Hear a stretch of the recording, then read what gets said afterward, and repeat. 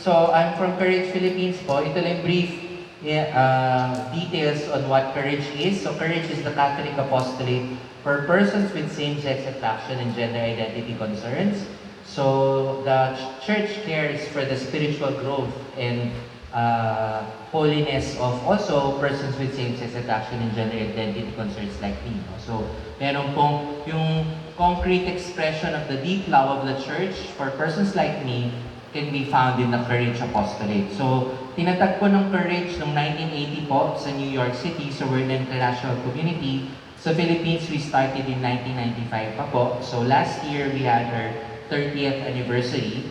So, ang canonical status po namin is Diocesan Clerical Public Association. So, diocesan, ibig sabihin po niyan, dapat yung obispo will approve the setting up of Courage. No? So, in the Diocese of Parañaque, we are blessed that Bishop Jesse also wanted this ministry. So, meron po tayong Parañaque chapter ng Courage. In fact, nandito yung servant leader natin na kaparokya niyo po, Sir Tio. No? So, he's one of the servant leaders ng Diocese of Parañaque chapter ng Courage. And then, pag sinabing clerical, dapat po may pare. So it's a priestly ministry. So for Diocese of Parañaque, yung priest chaplains po ng Courage are si Father Daniel Healy, so sa Las Piñas, sa Anawim. Yung kung nagbabasa po kayo ng Anawim Way, sila po gumagawa na. Tsaka yung isa po pong priest chaplain si Father Jocats, no? So sa San Isidro, Labrador Parish. No? So yan po, very important po yan. May blessing ng bishop at saka may priest chaplain. No? So yung mga pari po yung nag-a-accompany sa amin. No? So, yun. Ang core po ng Courage, I think, because you belong to a community, sanay na sanay ko sa sharing meeting. No? So, ganun din po yung main accompaniment approach ng Courage through sharing meeting. Pero siguro yung difference between SFC, for example, or CFC, in Courage, the members of Courage can openly talk about their struggles with homosexuality, with other sexual addictions. No? So, without feeling judged or misunderstood. Kasi lahat kami, yun yung pinagdadaanan. So, and then yung every sharing meeting namin, we are blessed na merong presensya ng isang pare. No? So, yun po yung role ng priest chaplain. No? So, usong-uso ngayon yung synodality, di ba? So, ito yung, kumbaga, parang yung Courage has always been synodal in its approach. So, sa journeying together. So, yung mga pari namin, minsan, in our social conversations, pinag-usapan namin beauty contest, ganyan. No? So yung mga pare, pinapakinggan lang kami, di ba? So, they meet us where we are and then we journey together. No? So, and we are co-journeyers in our pilgrimage of hope. No? So in this life. So, whatever it is that I will be sharing to you is based on my own lived experience and my journey, no? So, and also in my, siguro in ministerial experience as well, no? So, yan. Okay. So, yung outline po ng talk ko, 3 sections po siya. So, discerning the signs of the times. Ano po ba yung nangyayari sa mundo ngayon? Second is witnessing through synodal action. So, ano yung mga pwede natin gawin?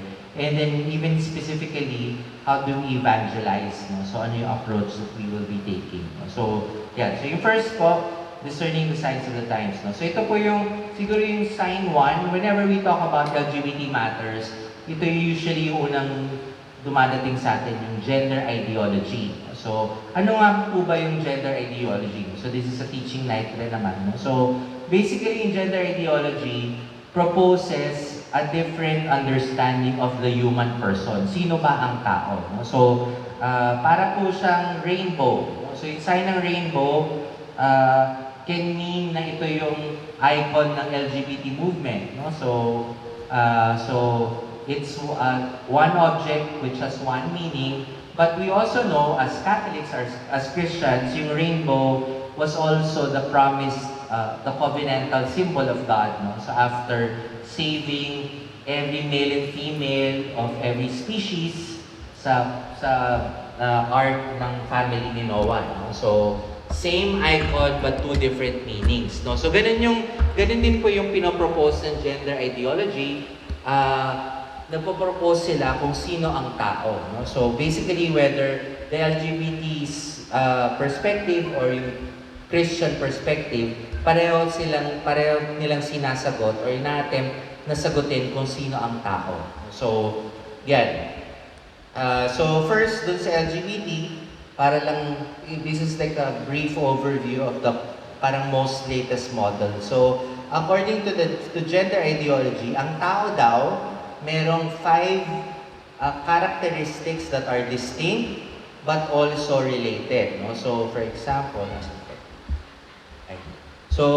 example, yung tao daw merong gender identity. So lahat tayo meron tayong gender identity. Paano natin kinikilala yung sarili natin when it comes to gender? So yung gender identity daw ng tao, meron siyang 3 vectors. No? So nung unang model nito, ano lang siya, parang binary model. Ngayon, vector na siya. So it's a direction and it's a range. No? So meron mga tao, mag-identify sila as female, or woman, or girl.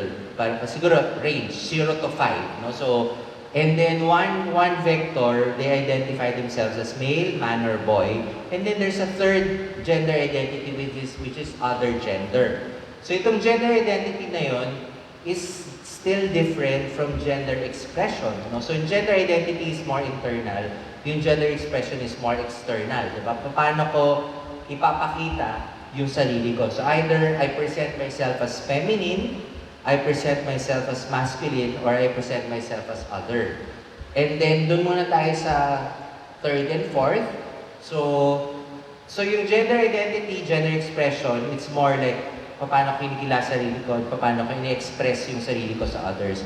And then yung 4 and 5, this is yung attraction. No? So, according to their proposal, yung tao daw can be physically attracted to a woman, or to a man, or to other gender, which is different from emotional attraction. No? So, yung emotional attraction daw, pwede daw tayo emotionally attract to women, men, or other gender. No? So basically, sinasabi nila dun sa 4 and 5, pwede tayong magmahal sa katawan, pwede daw tayo magmahal ng iba sa puso. Diba? So, this is what the model is trying to tell us, or trying to propose. No? So, yung middle po, yung sex assigned at birth, they changed this. Ito yung previous terminology nila. Kasi naniniwala sila, or they're proposing a model na yung one sexuality daw natin is only based on a social construct. So, parang yung pagiging lalaki daw natin or pagiging babae is dinidikta lamang ng society. Diba? So ibig sabihin nun, kapag si doktora na nag-aral ng ilang taon ng medisina, dineclare na misis ang anak niyo po lalaki, condition lang daw si doktora to declare that such a baby is a boy or a girl. Parang wala siyang medical training whatsoever to make that declaration. So yun yung kaya nila ginawang sex assigned at birth. Ina-assign lang daw yung sex based on societal construct. They modified yung third part, so meron na siyang, ngayon, yung more recent is yung sex characteristics, they call it. So, merong primary, so acknowledging that there are biological realities or truths in our bodies.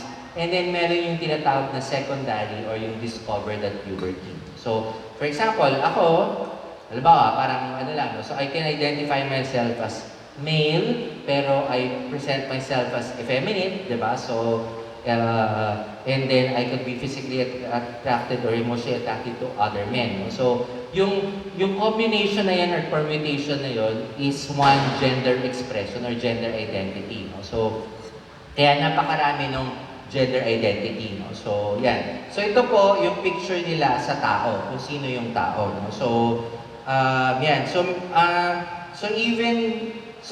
you can just imagine by presenting this, especially if you know yung Catholic teaching, if you na alam nyo na medyo problematic siya when it comes to the Christian understanding of who the human person is. No? So in fact, si Pope Francis himself, who is known to be a very merciful, compassionate, pro-LGBT Pope, warned against the dangers of gender ideology. So we can find this in one paragraph of Amoris Laetitia.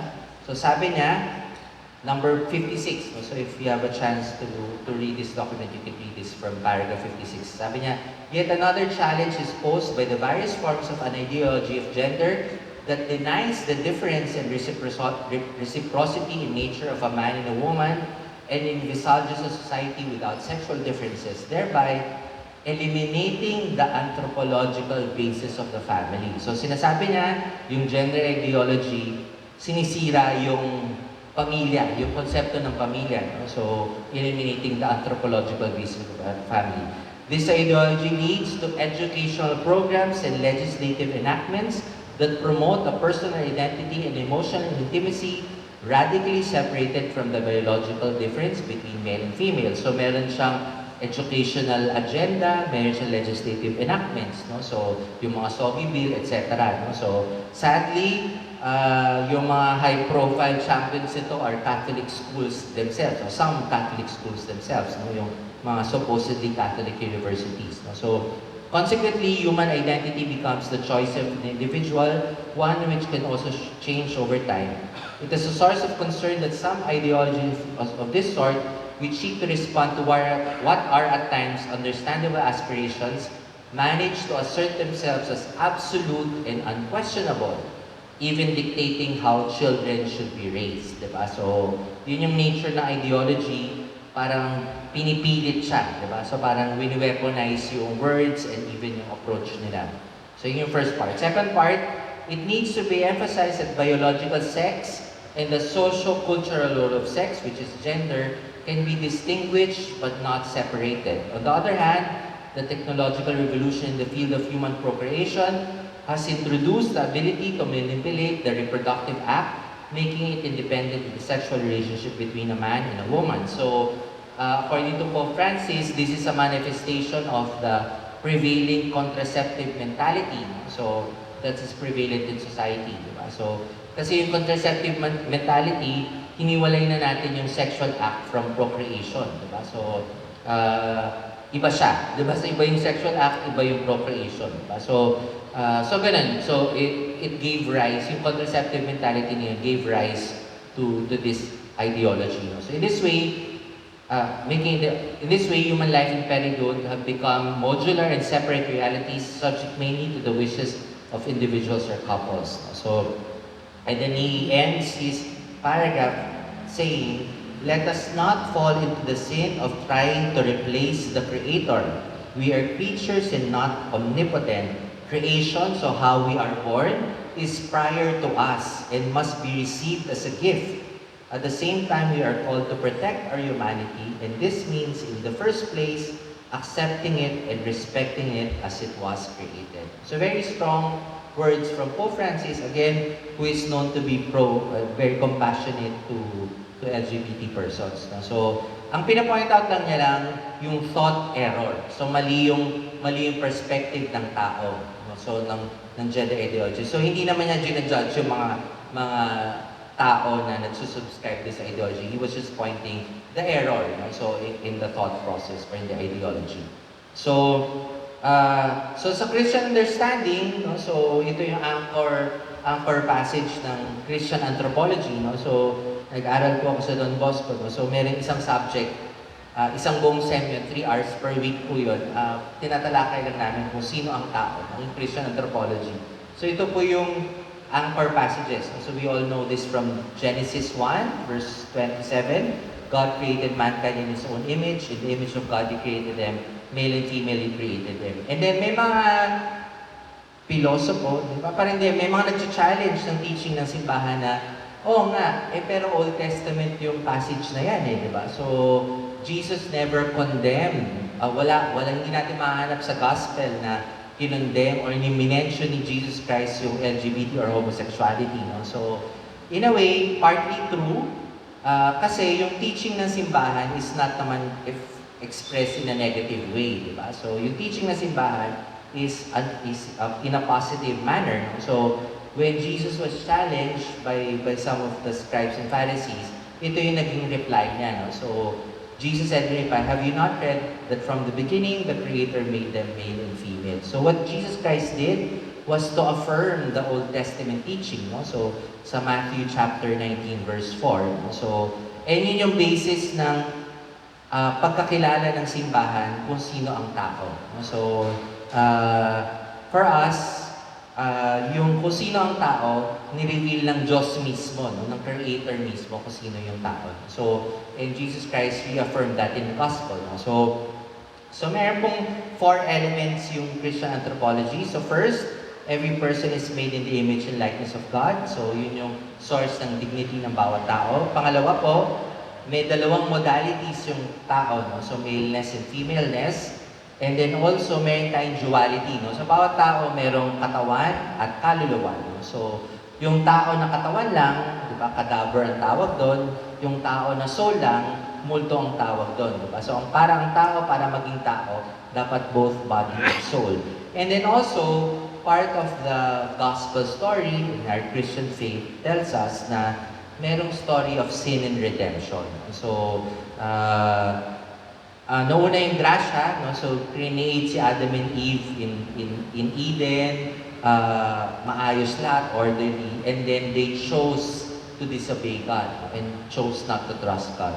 So, yun yung story ng sin, pero hindi natapos sa kasalanan, there's the story of redemption. So, kung mababasa nyo po, may mga theologians kasi that support yung gender theory. Usually, you can find errors in any of these four elements. No? So, and then another important po na distinction for Christian anthropology is yung distinction ng person, inclination, and action. So, for example, yung word na homosexual, it can describe na homosexual person, so yung tao na may homosexual tendencies.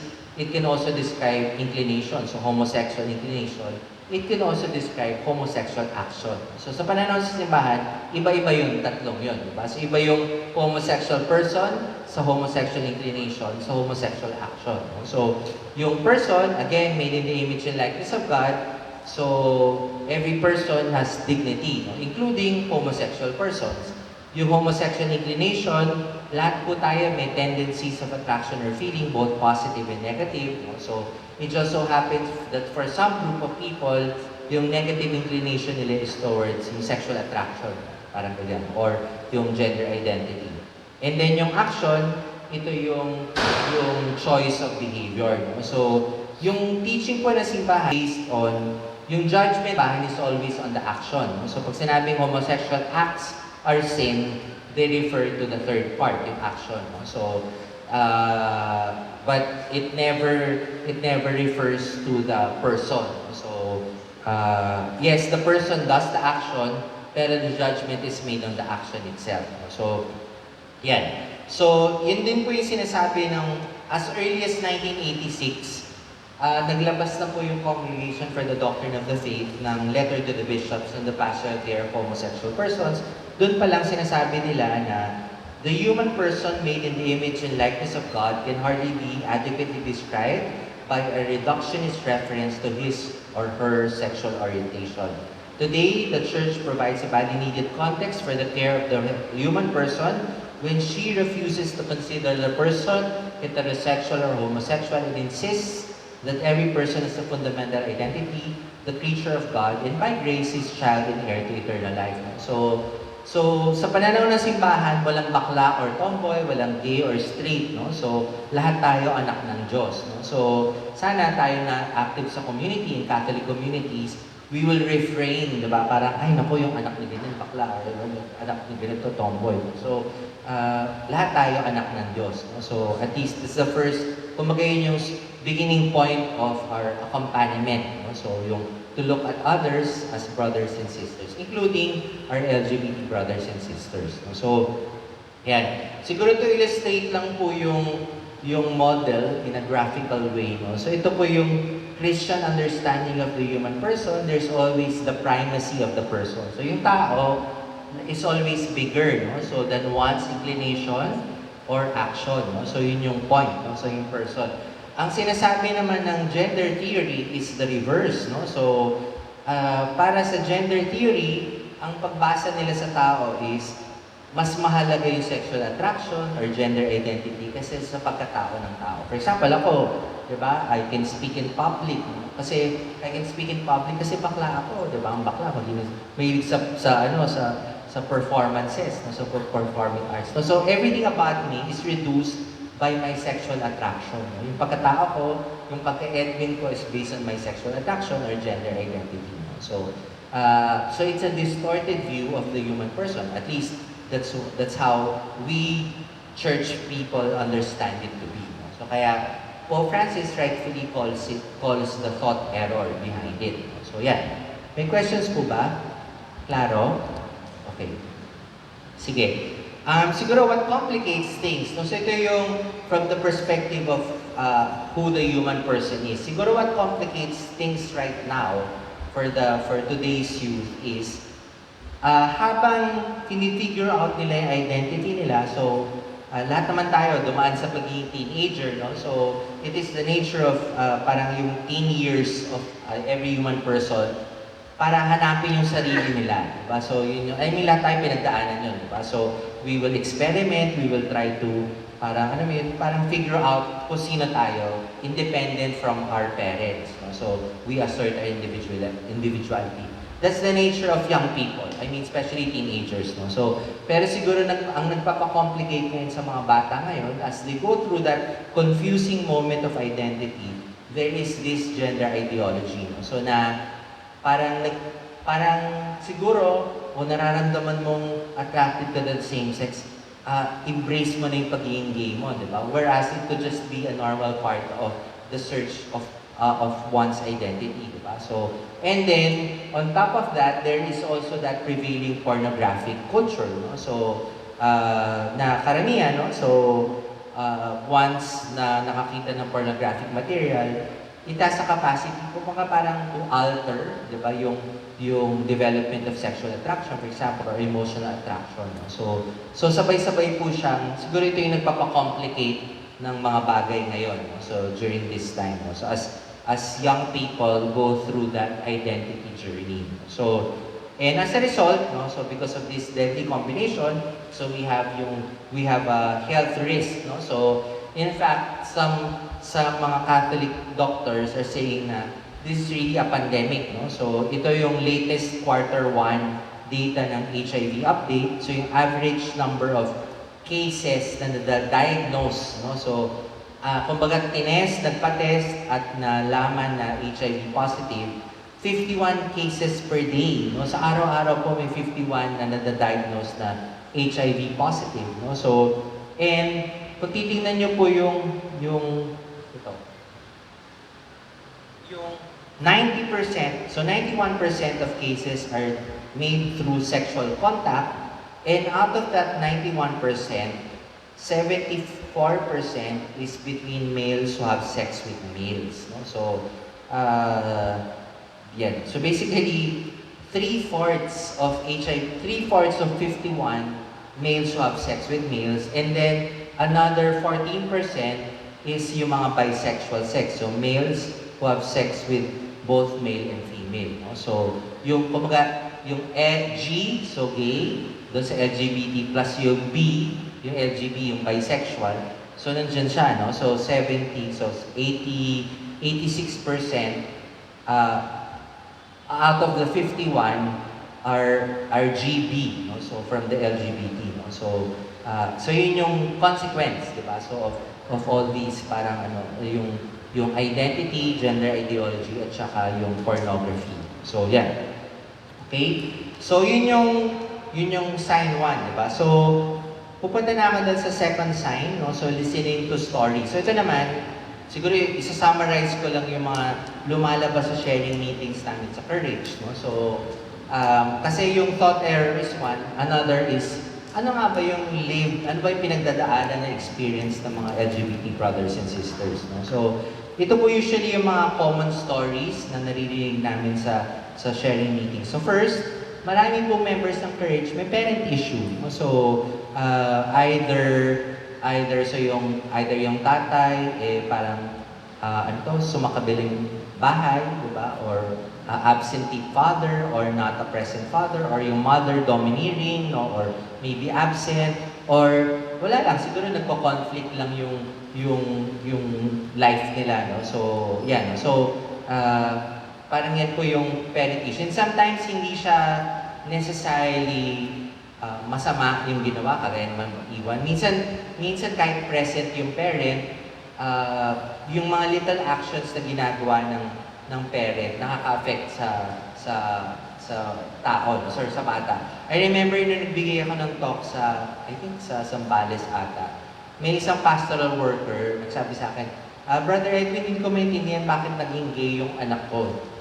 Kasi yung husband ko, babaero, di ba? So, mga kapatid ng lalaki ng husband ko, mga tito ng anak ko, mga babaero, hindi ko alam kung bakit siya naging bakla. No? So, parang sinabi ko lang sa kanya, Ma'am, don't you think na maybe as far as your son was concerned, yung pagiging womanizer ng asawa mo was not a good example of masculinity, that he didn't want to become a man, no, that way.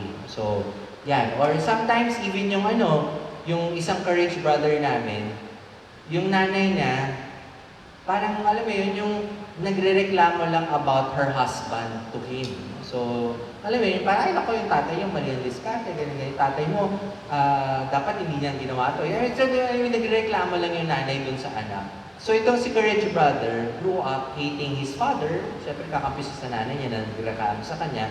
And then eventually, nagkaroon siya ng parang meron siyang deep fear of insignificance. So, nung in a sharing meeting, binahagi niya na kaya siya parang nag-give into homosexual actions is because may mga ibang tao nagpapakita sa kanya na parang, oy, gwapo siya, or parang kumbaga na yung deep fear of insignificance niya napupunan ng sexual advances of others. No? So, pero, eventually doon sa sharing meeting, na-realize niya na saan ba nanggaling yung deep fear of insignificance niya? Kasi nga, yung nanay niya rendered his father insignificant by constantly complaining about the father, about the husband, also in front of the son. So, yan. And so many other parent issues. So, marami po yan.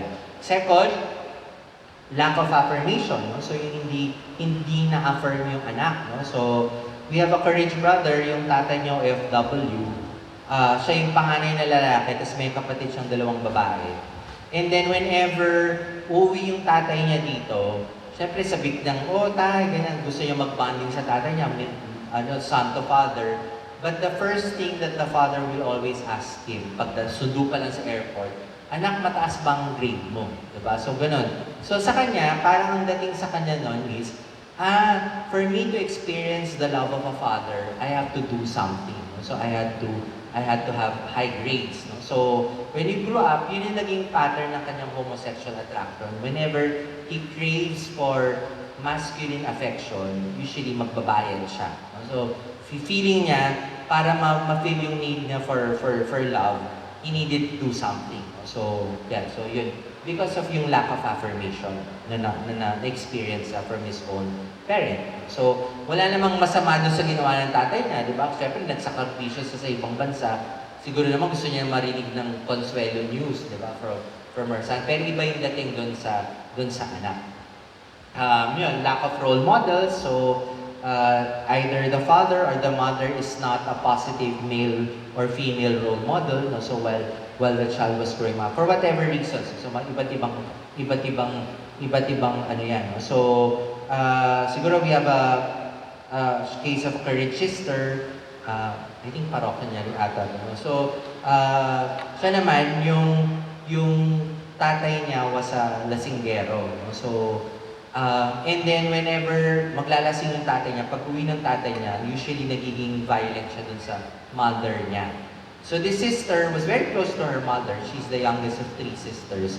So whenever, naikwento niya sa sharing meeting na kada nangyayari yun, takot na takot siya sa tatay niya, but also, she wanted to protect her mother. No? So this sister grew up to be boyish. No? So kasi ang feeling niya, kapag girly-girly siya, masasaktan siya. Diba? Kagaya ng ginagawa ng tatay niya sa nanay niya. And then, actually, yung naging pattern ng kanyang lesbian relationship is she would fall in love with yung mga desperate housewives. So, yung mga naging girlfriends niya, mga babae na gusto nang iwan yung mga asawa nila. So it's like the child in her trying to protect her mother. No? So, kasi yun yung naging experience niya sa kanyang sariling parents. No? So, meron din naman kami, from time to time kasi we would get seminarians. No? So, sometimes there was a time na may paring nag-join ng Courage. So, yung seminarian na yon, pinalabas siya sa seminary formation kasi sabi ng formator niya, i-sort out niya muna yung issue niya sa family niya. So, nangyari sa kanila, yung parents nila naghiwalay. So, yung dad had another parang live with another woman, yung nanay niya live with another man. Sila magkakapatid, inahibilin sa lolo-lola. But because this courage brother was close to his mother, he would spend his weekends with his mother. So, nung bata pa siya. But whenever he would spend his weekend with his mother, yung bagong kinakasama ng nanay niya will sexually molest him. No? So, and this went on for many years. No? So nung nagkaedad yung courage brother na to, nag-aral sa school, ang mga kaibigan niya, puro mga babae. Diba? So, wala siyang kaibigan lalaki. Hindi siya comfortable befriending other boys. No? So, and bakit tayo masusurprise? Kasi as far as this courage brother was concerned, anything to do with masculinity is toxic or painful. Yung tatay niya, yung supposed role model ng masculinity, iniwan sila. Yung stepfather niya, na again, as supposedly second role model of becoming a man, sexually molested him. Diba? So as far as he was concerned, anything to do with masculinity is toxic or painful. So syempre, ang mas comfortable siyang kaibiganin yung mga babae. But again, a boy in a school setting na puro babae ang barkada, syempre tutuksoin siya ng mga klase niya, di ba? So, wala kang barkadang lalaki. Ang barkada mo, puro mga babae. Siguro bakla ka, no? So, bakla. And then eventually, nung nag-high school siya, parang, tinutukso akong bakla. Siguro nga bakla ako, no? So, ginawa niya, jumawa siya. And in that same-sex relationship, he realized that he was not gay. No? So, simply, ang naging challenge siya was he didn't have positive male role models in his life. So that's why he was averse befriending other boys his age. No? So, yan.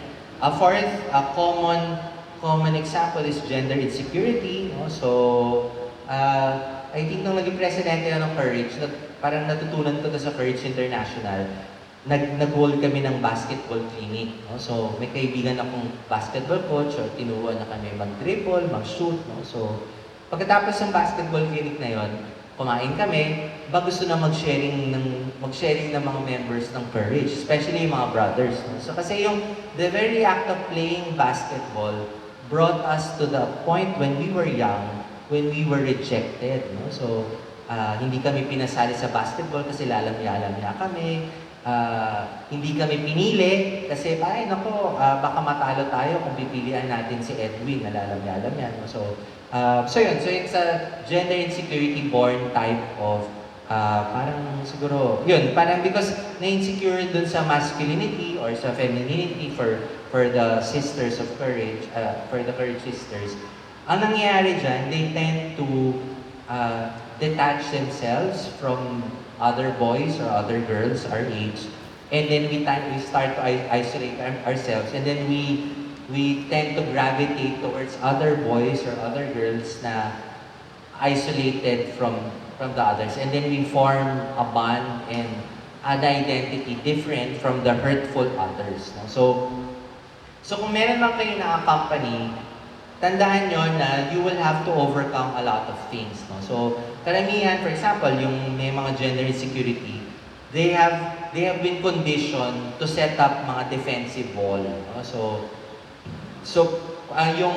yung first accompaniment goal nyo is to break through that defensive wall. So, hindi kayo pwede magsimula ng i-correct agad sila, di ba? Kung hindi nga kayo close, they don't even trust you, di ba? So, tapos babasahan nyo na agad ng Sodom and Gomorrah story, di ba? Lalamunin kayo ng lupa, no? So, you have to earn their trust first, no? So, because of their past experiences, they have this defensive wall already, no? So that you have to penetrate. And then, sadly, maraming members of Courage na naging victim ng bullying, no? So, and then also, meron din some boys or girls are display a typical boy or a typical girl behaviors, no? So, they find it difficult to adjust, no? So, with their peers. And then, sadly, marami ring members ng Courage na naka-experience sa sexual abuse ng bata sila. So, marami pong pain points yung sexual abuse experience. Yung first pain point nan is nagkakaroon ng trust issue. So, the fact is, 90% of sexual abuse cases happen within the immediate circle of the child. No? So akala natin kasi sexual abuse, nagpunta tayo sa mall, may stranger na tarantado na nagmolest siya ng anak natin. No? So that happens, pero only 1/10 of the time. No? So 10% lang. Yung overwhelming majority of sexual abuse happens within the immediate circle of the child. Usually kasama sa bahay, kamag-anak, kapitbahay, sometimes the parents themselves, no? So, whether maliciously done or not, no? So, I remember meron kaming Courage brother, kinikwento niya, tatlo silang, siya yung youngest in 3 boys. Kinikwento niya na yung love language ng tatay nila was hipuan sila. Parang for some reason, inihipuan sila ng tatay nila. Parang niloloko yung ganun. Pero parang, and this went on hanggang tumanda na sila. No? So, parang when he was a teenager, while his dad jokingly did that to him, parang he felt something different. No? So, yun. So, again, in that case, no, so from the perspective of the father, lalaki naman tayo pareho, niloloko ko lang naman kayo, diba? Pero iba yung dating nun dun sa bata. No? So, yeah. So yun. First, trust issue. Kasi nga, yung child, in an ideal setting, needs to learn how to trust adults, for example, or others. No? But that trust is breached. No? So again, they tend to distance themselves from others. No? So, in your first pain point. A second pain point of sexual abuse is merong body memory. So, for example, I interviewed 2 Courage brothers, hindi sila magkakilala.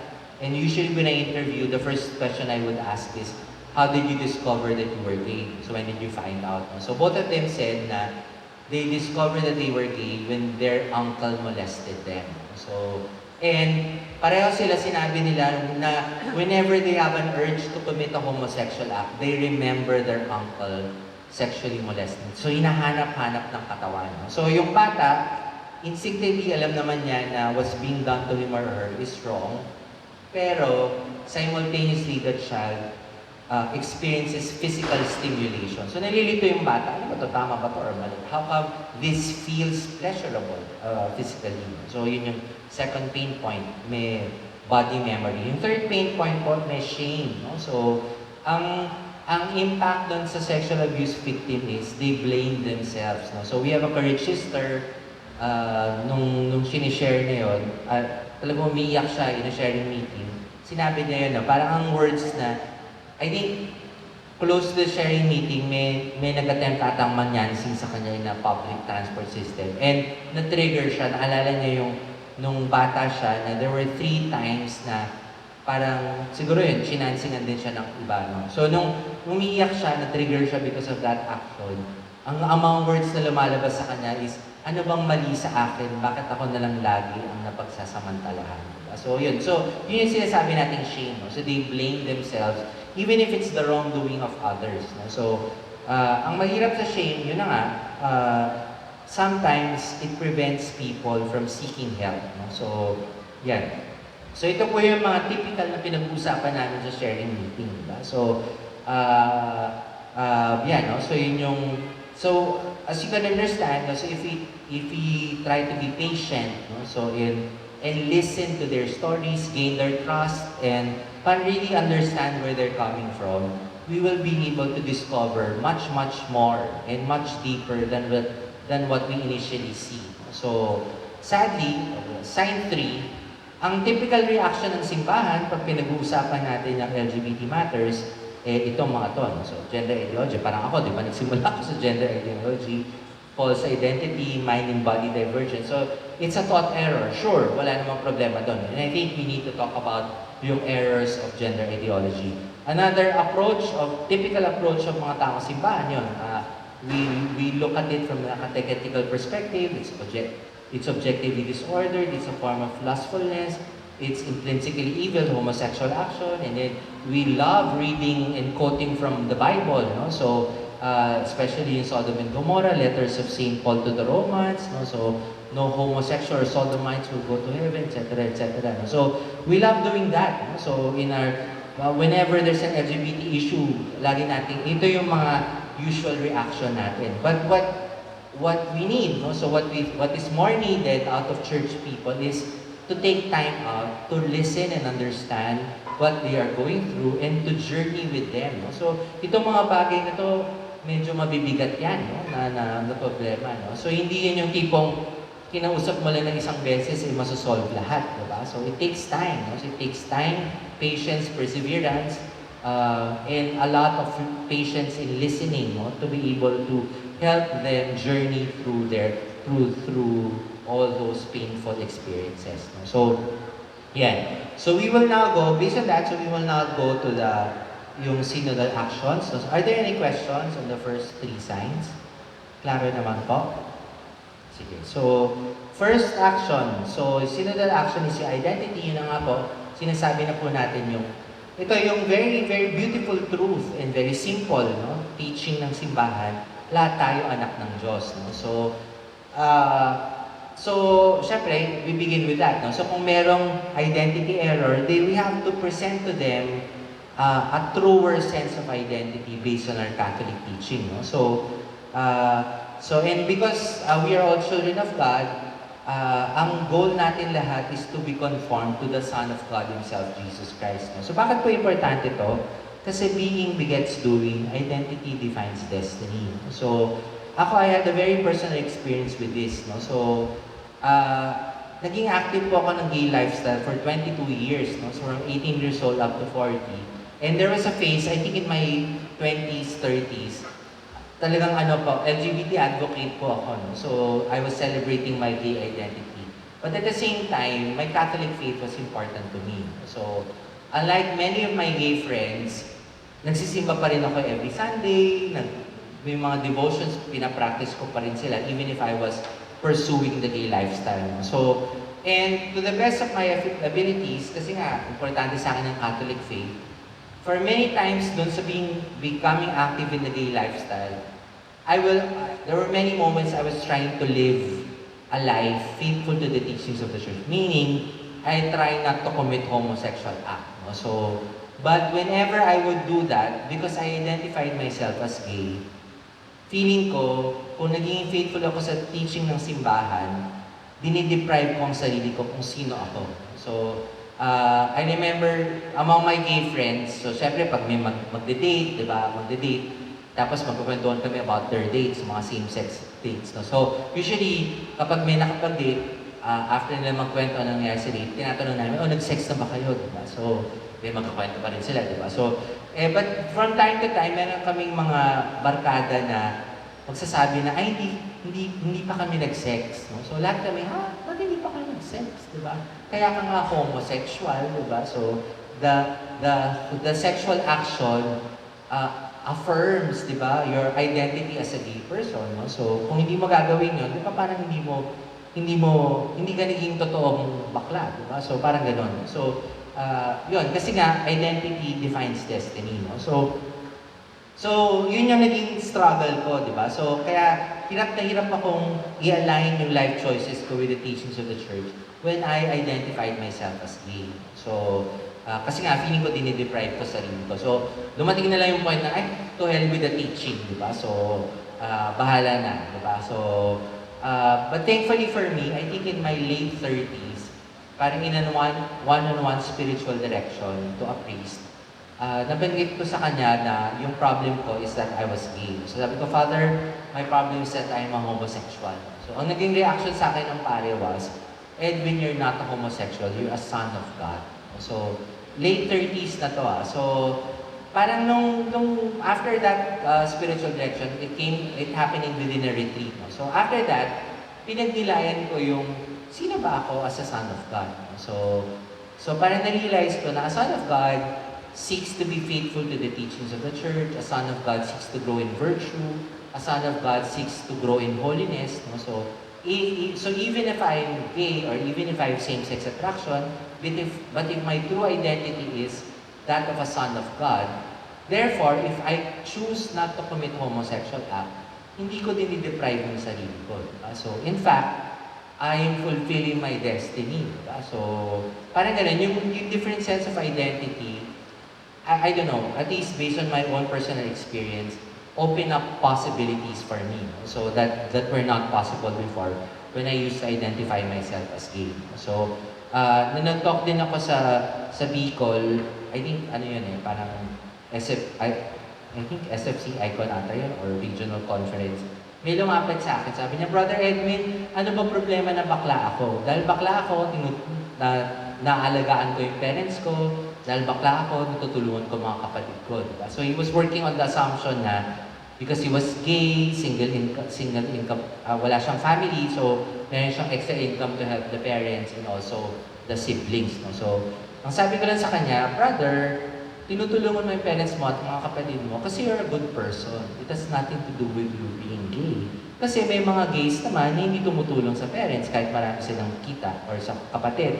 Meron din ng mga straight persons kahit may pamilya, inaalagaan yung parents at saka parang tumutulong sa mga kapatid, diba? So it has nothing to do with his being gay. No? So yun. But it has everything to do with his being a good son and being a good brother to his siblings. No? So, yung goodness niya yung nagda-drive ng ability to help. No? So, yeah. So, yun yung first synodal action. No? So, make them realize that who they are is much more than their sexual attraction or gender identity.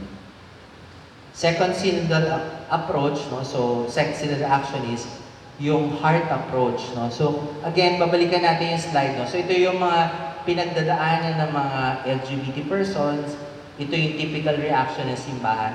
Ang typical reaction ng simbahan tend to approach the issue from a mind teaching perspective. So, very mental. No? So, but kung isa-summarize natin itong mga pinagdadaanan, these are all matters of the heart. No? So, mga broken, yung mga bagay na nakaka-break ng heart. No? So, yun. So, kung makita nyo, medyo may disconnect. No? So, yung typical reaction ng simbahan is parang we need to correct thought errors, we need, kapag kinatikize ko to, alam na naman nila yung teaching, di ba? Dapat magbabago na sila. Di ba? So, but when in fact, what they're bearing, ano yung dala-dala nila is more like wounded hearts, no? So, broken hearts. No? So, yun yung kailangan natin i-address. No? So, what we find out in ministry is yung heart approach is the more effective approach. No? So, yun. No? So, and in fact, this is also catechetical. No? So, from the catechism, from paragraph 2332, so the catechism mismo describes what sexuality is. No? So, sabi ng catechism, sexuality affects all aspects of the human person in the unity of his body and soul. It especially concerns affectivity, paano tayo nagmamahal, capacity to love, ano yung binibigay nating pagmamahal, and to procreate, and in a more general way, the aptitude for forming bonds of communion with others. No? So, in-highlight ko lang mga importanteng words. No? So, mismo mga simbahan, nare-recognize nila na ang sexualidad ng tao is more affective, hindi siya mental. No? So, capacity to love, and also yung aptitude is may capacity building. No? So, para tayong matutong magmahal, inaral natin paano magmahal yung ibang tao, especially our own parents. No? So, yan. So, very important yan. No? So, therefore, ang pinaka, what we find out again is the more effective approach is yung heart approach. So, yung ministry na to, yung accompaniment na to is a heart-to-heart ministry. No? So, we have to approach by heart to affect a change of heart. No? So kung gusto natin magkaroon sila ng conversion, mag-change yung kanilang parang sexual preference. When I say change is to align to the church's teaching, to purity, to chastity, we have to approach them by heart. So heart to heart yung formula ng ministry na to. So, yeah. Synodal Action 3, so nasan ba si Kristo sa mga pinagdadaanan ng LGBT persons? We can find Him so we can summarize the experiences of LGBT persons as one of woundedness. So there's a lingering pain that they carry or they bear. No? So, hindi ko naman sinasabi na sugatan sila or lagi silang problemado. No? So, I'm just saying na deep inside them, they're bearing a story that is, parang siguro that is painful and parang hurtful. No? So, which, yung woundedness na yun opens up yung story, the Jesus' story, and the manner of how He saved humanity by choosing to be wounded Himself. No? So, yan. So in fact, si Pope Benedict XVI says that healing is an essential dimension of Christianity.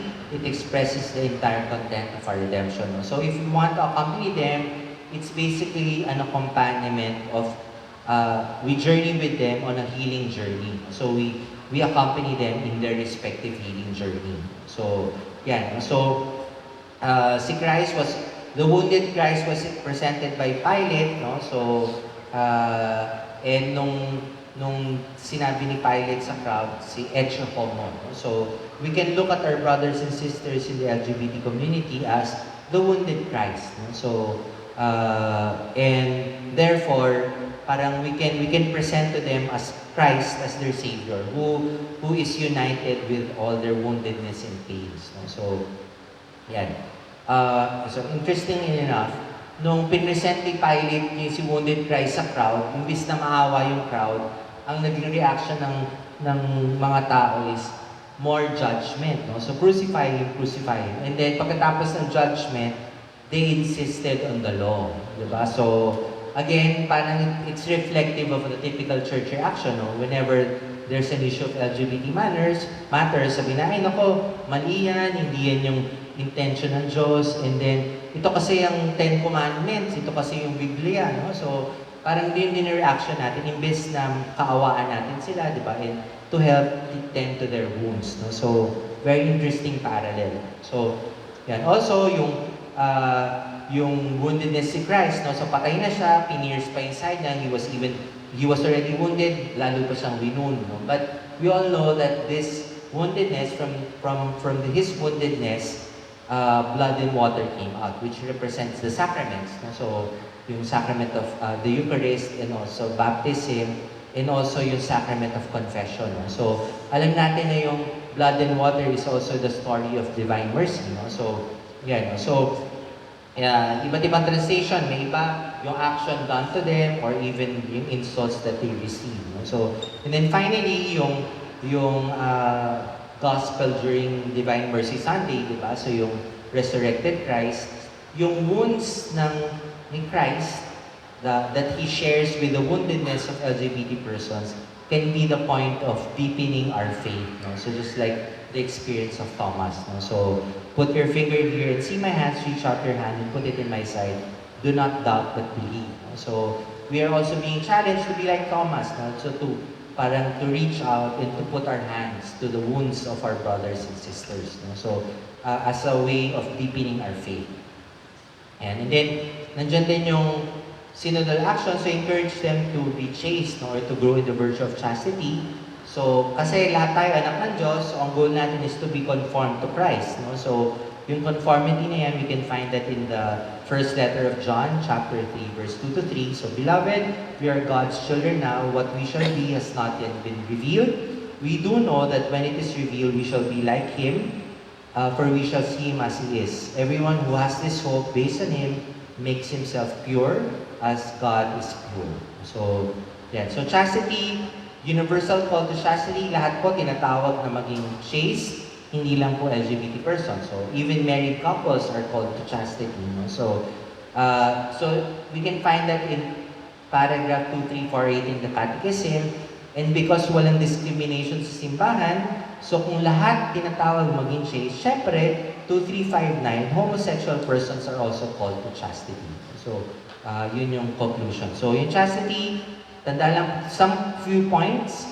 Very first point, it is a journey. No? So, kahit kami, no? So, kahit nag-join na kami ng Courage, na yung first goal ay chastity, maraming members ng Courage continue to fall. No? So, nag-fail pa rin sila when it comes to sex with others, pornography, or masturbation. So, for example, no? So, when I joined Courage, by God's grace, I stopped committing homosexual acts. No? So, pero I continue to struggle with pornography and masturbation. So, it took me 9 years of Courage journey. Naging presidente pa ako, naging speaker pa ako ng Courage. Until umabot ako dun sa sobriety, dun sa pornography. So, kasi nga, in the church knows that. No? So, alam nila na yung journey of chastity is long and exacting work. and subject to loss of growth. No? So, nag-quote sila from St. John Paul II, man day by day builds himself up through his many free decisions, and so he knows, loves, and accomplishes moral good by stages of growth. And yung stages na yan, they progress through stages marked by imperfection and too often by sin. No? So, huwag kayong ma-surprise kung meron kayong na-accompany na they continue to fall.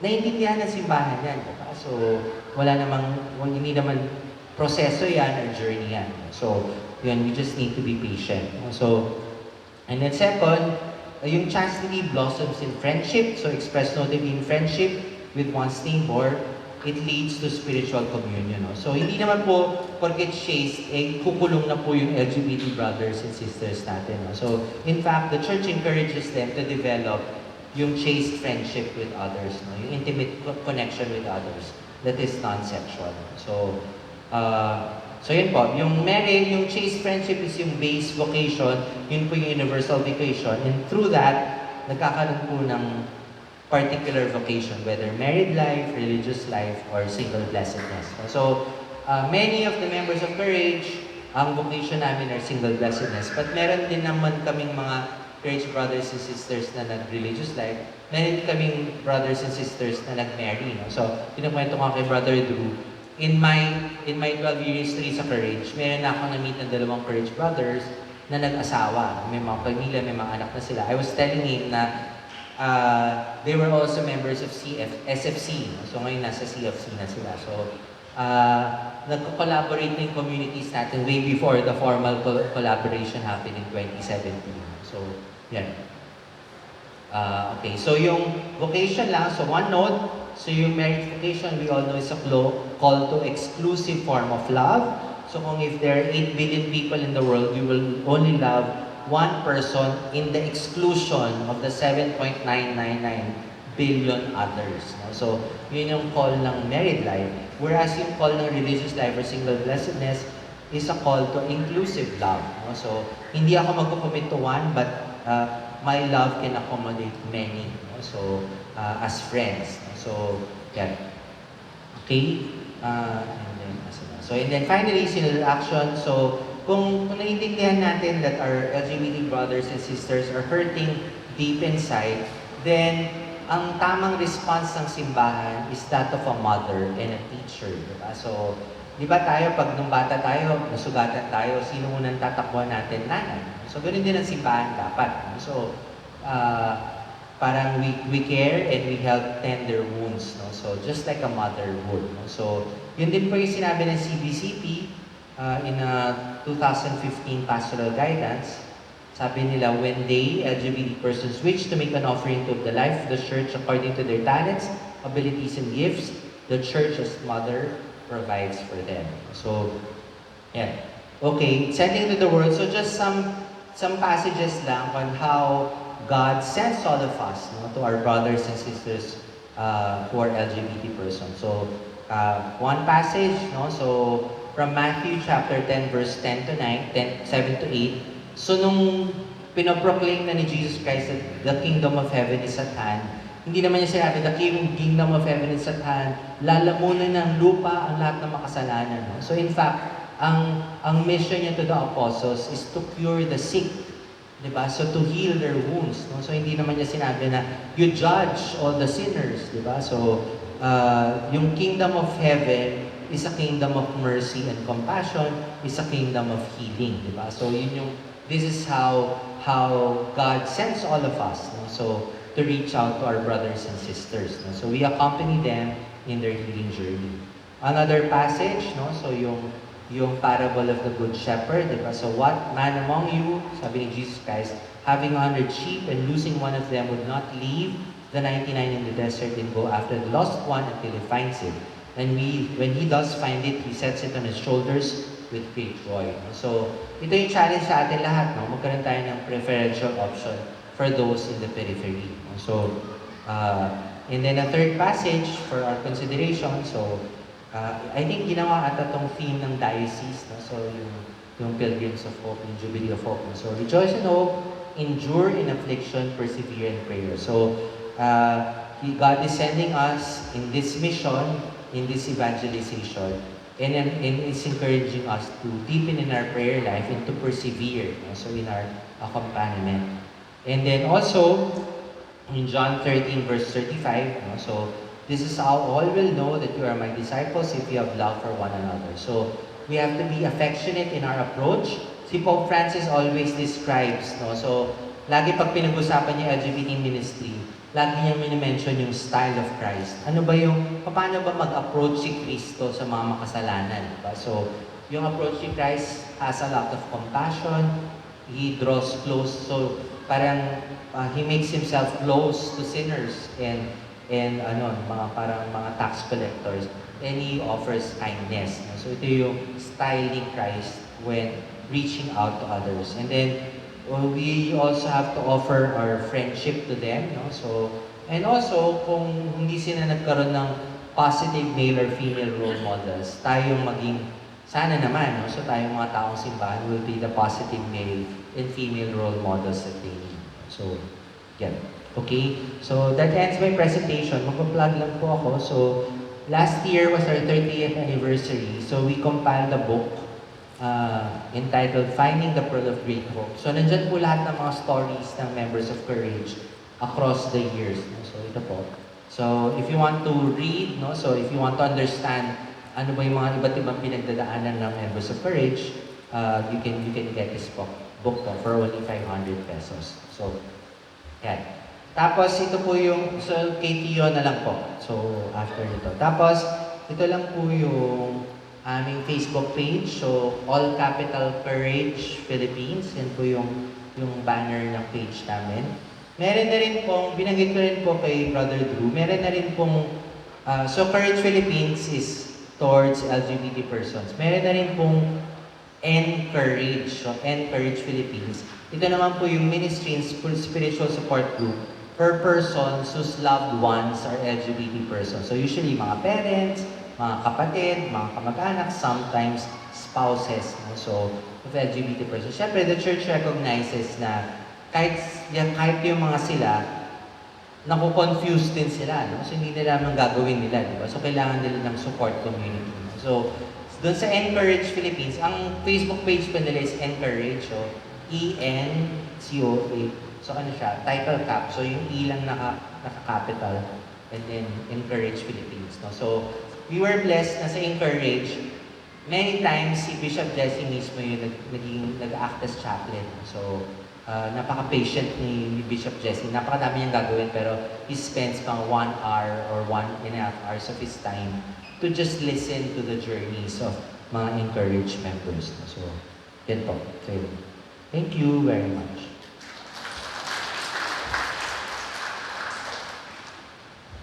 Thank you, Brother Edwin. So at this point, okay lang na may question and answer portion tayo. So baka may mga, actually general pa ito, no? Yung binanggit, at saka parang tip of the iceberg lang talaga yung nabanggit ni Brother Edwin. Pero baka meron kayong mga questions na, lalo na kasi kayo would understand, siguro more than 50% sa atin, talagang meron tayong mga kilala, kamag-anak, kilala, kaibigan, na may mga ganitong nandito sila sa... So since, katulad na nabanggit ni Brother Edwin kanina, dahil tayo na sa focus for Christ in the church, we have the tendency of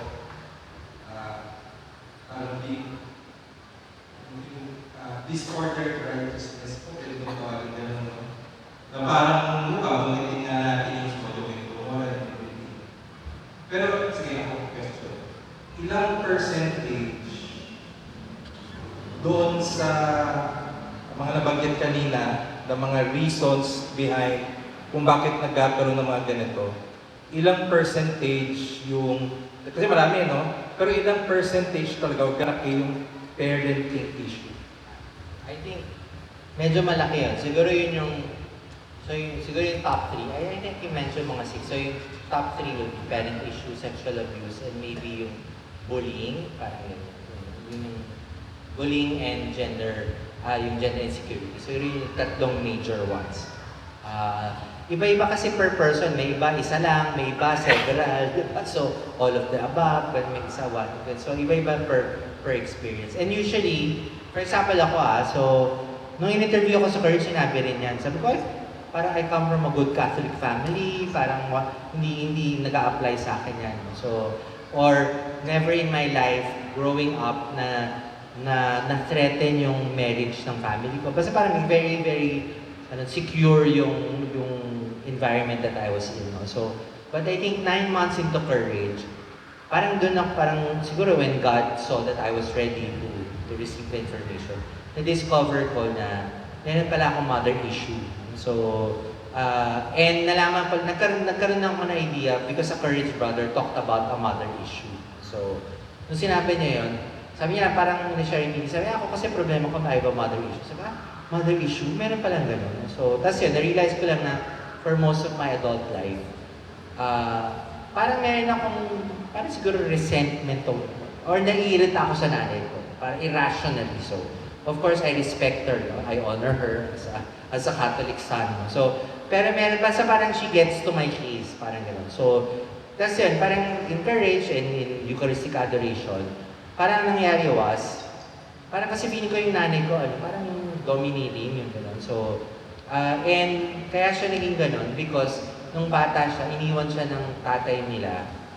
And yung lola ko was like wife number 6 or number 7 ata or something like that. So, and because she was the elder of 2 children in a single income family circa 1960s, wala siyang choice but to become a working student. She needed to step up para mag-survive sila. So, she needed to be aggressive, yung ganyan. So, yung same traits na yun that made her survive nung bata sila, dinala niya sa kanyang sariling pamilya. So, when I was growing up, she had a more successful career than my dad. No? So, parang kumbaga na-dominate na yung household that way. So, but we couldn't blame her. No? So, kasi yun yung pinagdaanan niya. So, and then sometimes, doon sa mga irritating moments ko sa nanay ko, yung nasusurprise ako is yung tatay ko, pinagbibigyan siya. So parang, bakit ganito, no? So, pero, parang in that Eucharistic Adoration moment, parang siguro parang God revealed to me na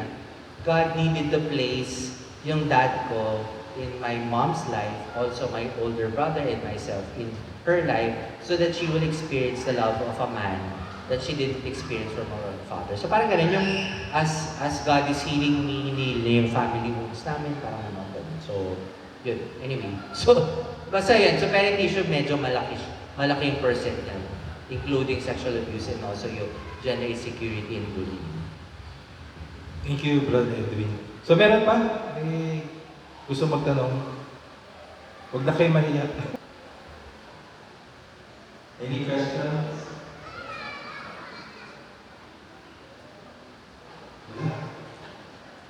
Ayaw magtanong.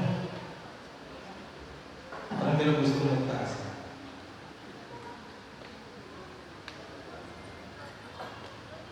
Actually, meron akong isang parang ako na lang ako. Tama ba?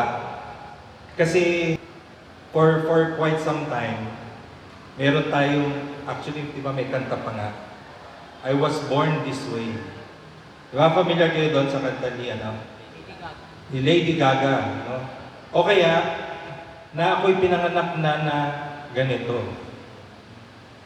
Pero doon sa binanggit kanina ni Brother Edwin, mukhang hindi, no? Tama ba? Can you give some more comments on that? So, yung Born This Way, it was a theory proposed, no? So obviously, mga LGBT advocates. Pero wala eh. So yung, even at the gene level, so yung gene studies na ginawa, I think, kailan ba nirelease yung results? Mga 2017, 2016. Parang walang nahanap na gay gene, di ba? So, and kung meron mang gay gene, several yon, and it's also shared by others, no? So, who are straight, no? So, so parang nag-debunk talaga yung theory na yun. So, yun. Tapos, kami sa Courage, between nature and nurture, what we see in ministry by listening to the stories is really more nurture. So, pwede may iba na merong biological predisposition, pero laging mas ano to, mas critical yung role ng nurture part. So, kasi nga, even the catechism recognizes na yung sexuality is about capacity to love and also aptitude, diba? So, meron talagang part na we have to build the capacity to love others, no? So, and it is a result of a life experience, no? So, of how we receive love din. So, parang ganun. So, yeah. It's more nurture that we see in ministry. Tas last na lang. So, because of the technology ngayon, ang dali nang mag-spread, di ba, ng information. In America,